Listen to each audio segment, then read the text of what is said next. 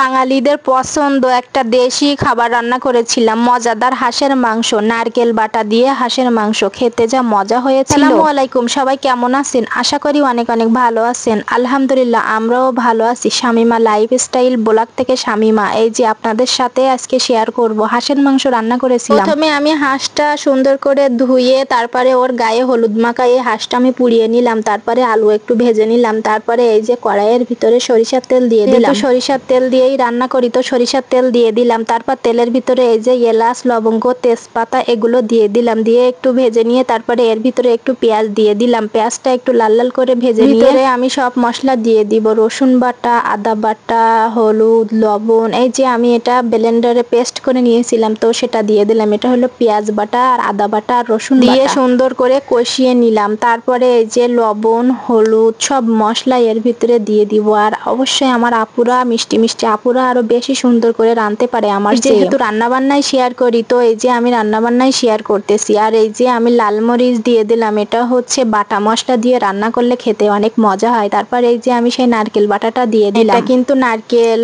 Paste করা ফ্রিজে ছিল তো এটা দিয়ে আজকে হাঁসের মাংস রান্না করা হবে। হাঁসের মাংস সাধারণত নারকেল দিলে খেতে অনেক মজা হয় ও টেস্টি হয়, খেতে খুবই ভালো লাগে। আমি হাঁসের মাংসটা এখন সুন্দর করে কষিয়ে নেব। তো যাই হোক, একটা হাঁস থেকে আমি অর্ধেক পরিমাণে নিয়ে নিলাম। হাঁসের গোশে আমার প্রচুর অ্যালার্জি, আমি খেতে পারি না। তো এই যে আমি মাংসটা সুন্দর করে কষিয়ে নিচ্ছি। এগুলো সব মিক্সার করে ভালোভাবে কষিয়ে নিচ্ছি যাতে ওর ভিতরে সবকিছু যায় আর খুব মজা হয়। তারপর একটু ঢাকনা দিয়ে ঢেকে দিলাম। তারপরে আবার একটু কষিয়ে নিচ্ছি। এইভাবে আমি রান্না করে নিয়েছি। এইভাবে কষালে যত কষানো হবে তত মজা হবে, তাই তরকারি হোক আর মাংস হোক। তো এই যে আমি ভালো করে কষিয়ে নিয়ে এ পর্যায়ে একটু আলু দিয়ে দিলাম। আলু দিয়ে তারপরে আর একটু ভালো করে কষিয়ে নিয়ে তারপরে এর ভিতরে আমি এখন পানি দিয়ে দেব। কষাতে একদম উপরে তেলটা চলে আসলে তারপরে এর ভিতরে আমি পানি দিয়ে দেব। আর পানিটা আমি দিয়ে দিলাম পরিমাণ মতো। ঝোলটা এই যে ঝোলটা দিয়ে দিলাম। ঝোলটা দিয়ে এখন আমি এটা সিদ্ধ হতে দেব। হাঁস অনেক দেরি হবে সিদ্ধ হতে, তো আমি প্রেসার কুকারে 4টি বাসি দিয়ে বাসিটা ছাড়িয়ে তারপরে আমি আবার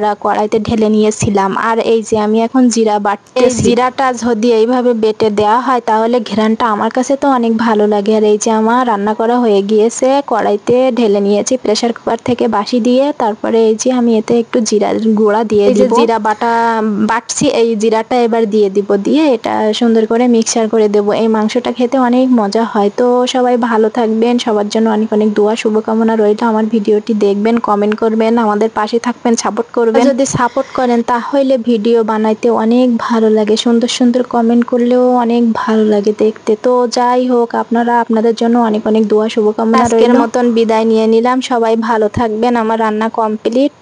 আর আজকে শরীরটাও অতটা ভালো না।